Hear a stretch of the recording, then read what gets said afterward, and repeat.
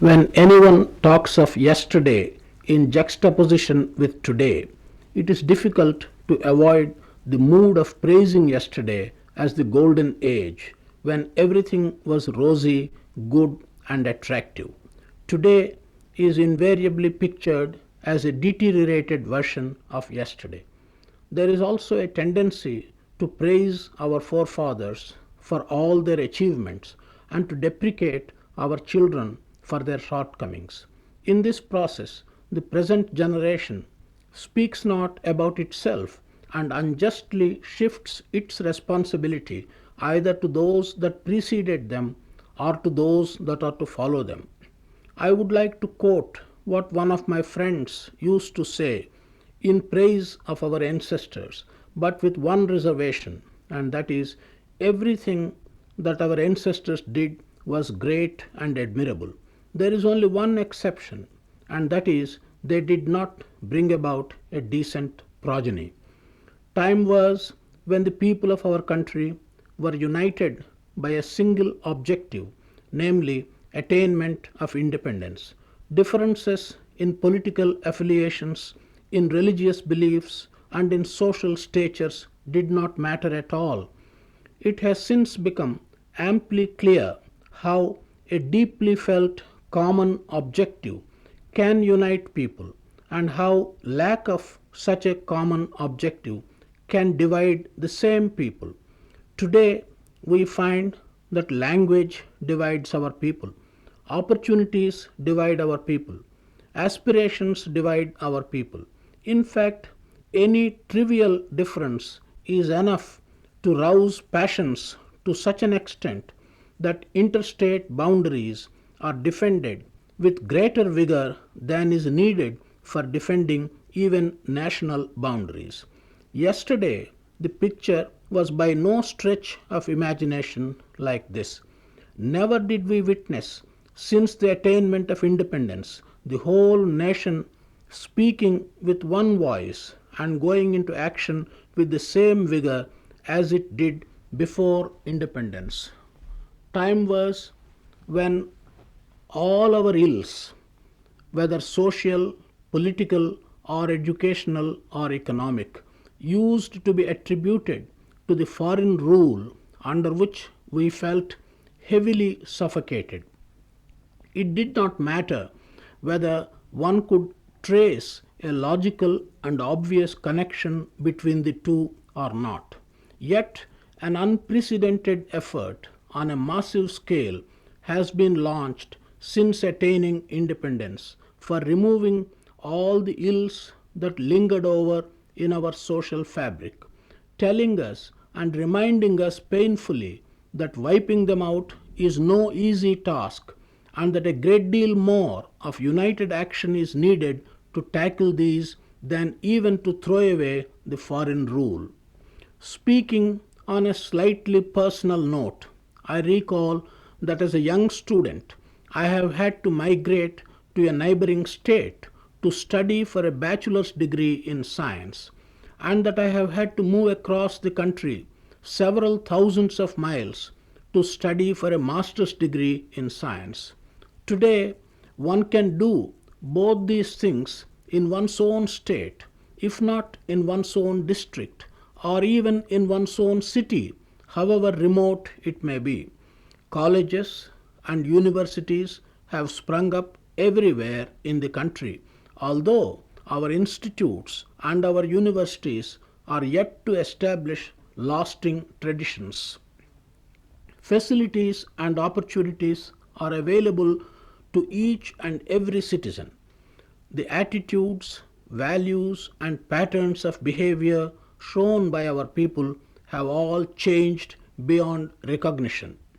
In some instances, these changes are consequential too and follow the changing patterns on a global scale, and yet in other instances, they are typical to the state of development in which our country is at the moment.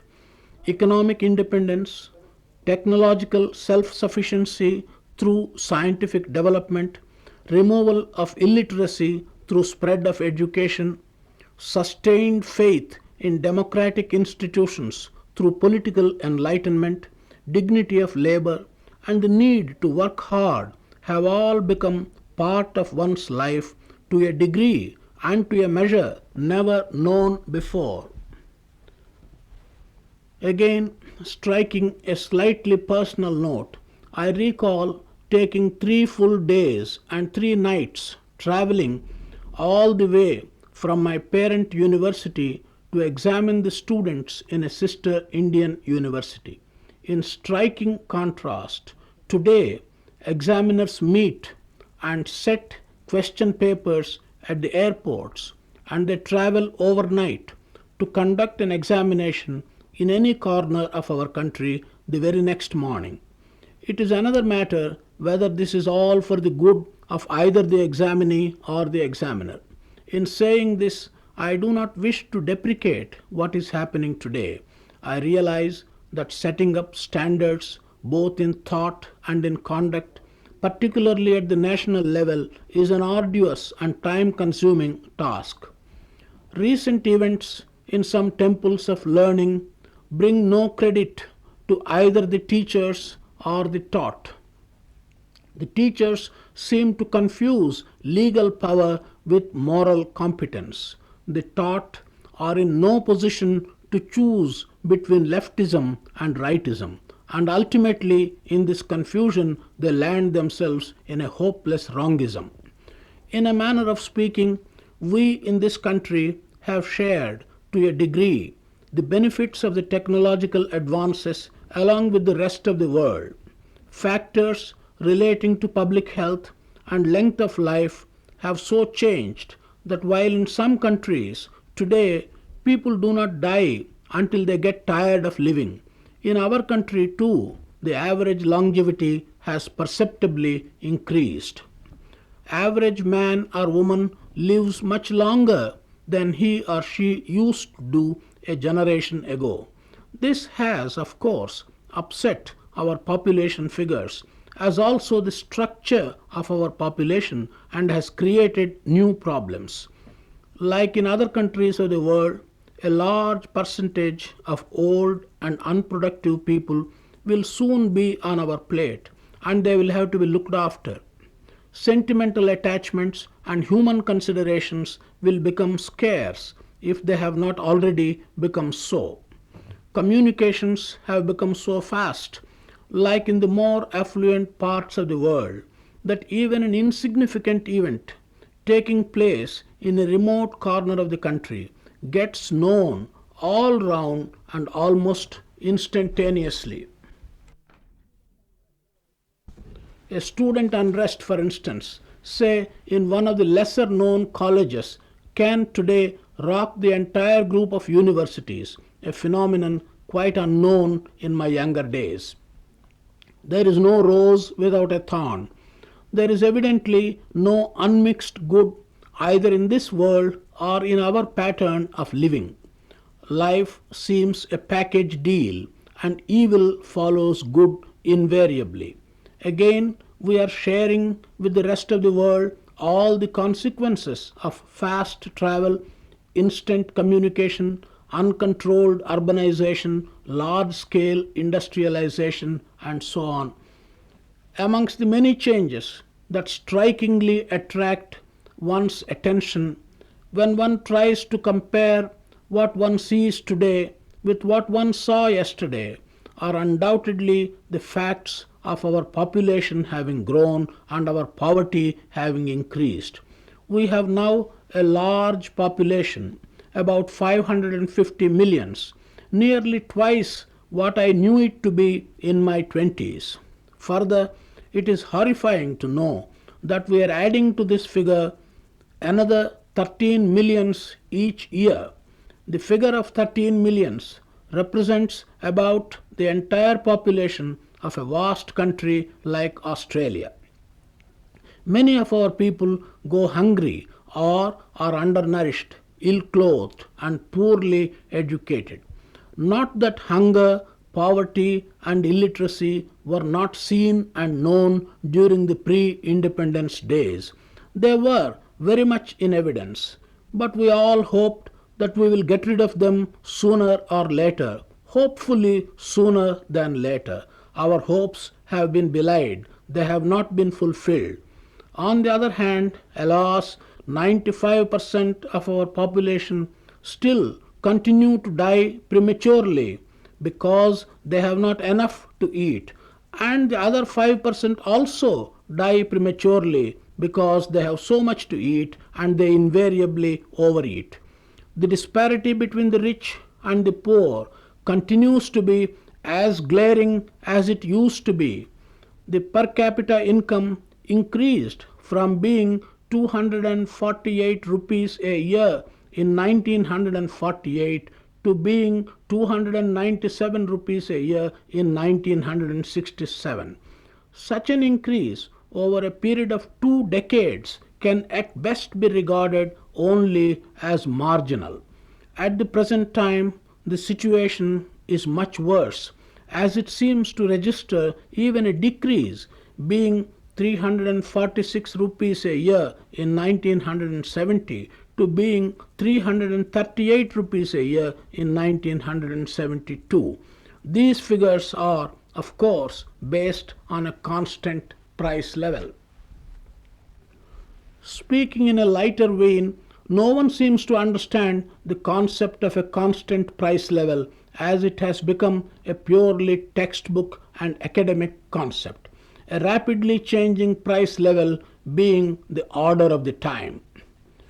It is undoubtedly an acknowledged fact that human activities all over have been so dominantly influenced by modern science and technology that the world of today is very different from the world of yesterday.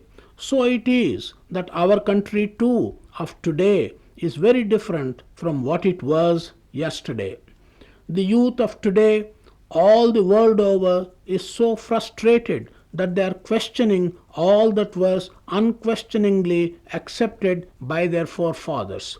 So it is that the youth of our country too of today is so frustrated that they are not only questioning all that was unquestioningly accepted yesterday by their forefathers, but are also doubting the wisdom of their forefathers. This is a bad sign, as it is symptomatic of one losing confidence in one's own culture and in one's own traditions. If we merely allow changes that have taken place in the rest of the world also to take place in our country, we become a replica of a known pattern with all its defects.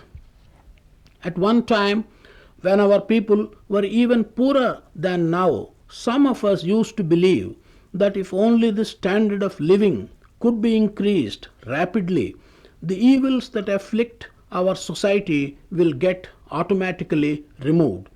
Experience in other parts of the world seems to show that affluence alone does not offer an easy solution to the problems of humanity. On the contrary, excessive affluence seems to bring in its wake new problems of serious concern to the society.